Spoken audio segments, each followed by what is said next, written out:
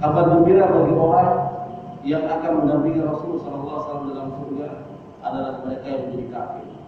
Menjadi kafir, menjadi penangguh, menjadi orang yang mengikatkan dirinya untuk memenuhi kebutuhan anak-anaknya. Kenapa? Karena Rasul sallallahu alaihi wasallam merasakan hidupnya dunia. Karena Rasul sallallahu alaihi wasallam mengalami fase-fase yang sangat sulit, sangat membutuhkan kasih sayang ketika menjadi yatim. Sungguh Rasul SAW pernah mengalami hal itu. Umur sebelum kelahiran Rasul sudah ditinggalkan oleh ayah. Tidak sempat melewati ayah. Ketika umur 6 tahun masih lucu-lucunya, masih TK mungkin hari ini, sudah ditinggalkan oleh ibu. Kemudian diberikan kasih oleh kakeknya sudah umur 8 tahun sudah ditinggalkan oleh kakeknya. Merasakan sekali bagaimana berdiri anak-anak yatim itu tak kalah ditinggal mati oleh orang. Maka Rasul berikan jaminan, ana waqaful yatim fil jannah. Aku akan bersama orang yang menanggung kebutuhan anak yatim itu di surga seperti dua jari.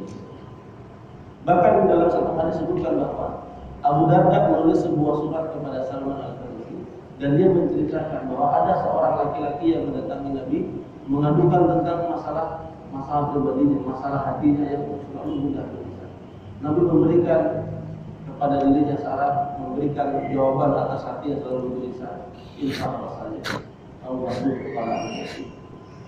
Kau basuh kepalanya. Kemudian Allah memberikan makanan. Tunggu di antara kita ada anak-anak yatim. Tunggu di antara kita ada anak-anak yatim yang membutuhkan kasih sayang. Pandanglah matanya. Tunggu mata-mata pandangan mereka, pandangan mata yang polos yang membutuhkan kasih sayang. Pertanyaannya sudah berapakah jumlah anak yatim yang kita basuh kepala, yang kita berikan, yang kita merupakan bagian daripada hidup kita. Sungguh Rasul mengatakan ahabbal buyuti ila Allah baitun fihi yatim. Rumah yang paling dicintai oleh Allah adalah rumah yang di dalamnya ada anak yatim dan dunia. Hari ini tidak semua orang mau memberikan anak yatimnya kepada kita untuk kita apa. Coba kita datang ke kampung kita lihat. Ada orang yang susah memberikan. Kita katakan susah, tidak mau.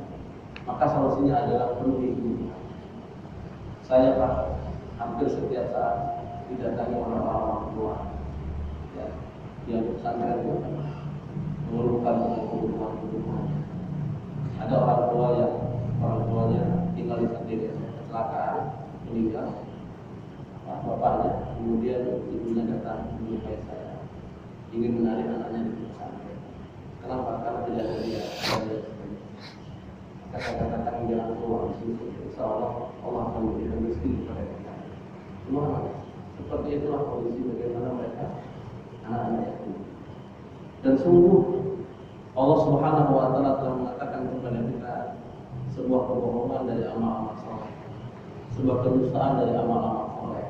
Manakala anak yatim ditelantarkan, bohong salat sunat, bohong cinta, bohong hajinya, bohong umrahnya, jika anak yatim ditelantarkan. Dan ternyata mengasuh anak yatim itu merupakan akobah. Wa ma adraka ma al-aqabah. Tahukah kamu apa itu akobah? Allah bertanya kepada kita, tahukah kamu apa itu akobah? Apa akobah? Akobah itu jalan yang mendaki lagi sulit, yaitu membesar muda, sulit pada waktu itu membesar muda. Ya. Kemudian memberikan makan dalam keadaan besar. Kemudian yatim dan masalah.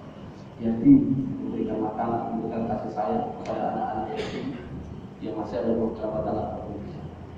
Maka ikrarkan diri untuk menjadi kafir. Jadi kafir bagi anak-anak yatim.